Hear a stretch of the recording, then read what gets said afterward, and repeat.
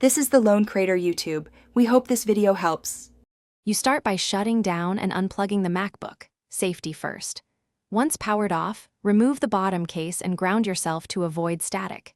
You'll confirm the problem isn't software by connecting an external monitor. If that works, the internal link is the suspect.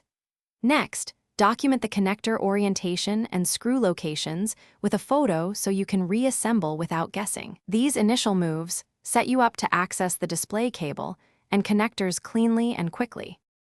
With the battery disconnected, proceed to detach hinge covers and remove the display bracket screws. Move slowly so you don't strip fasteners.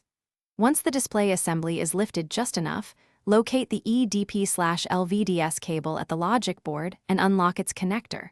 Press the latch while pulling straight out.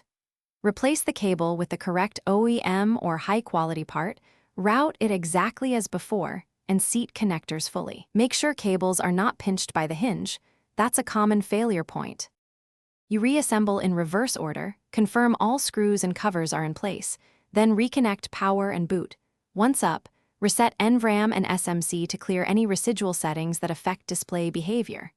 Make sure to test at multiple brightness levels and lid angles. If flicker or color issues stop, you fixed it. If symptoms remain, inspect the panel's backlight connector and panel flex.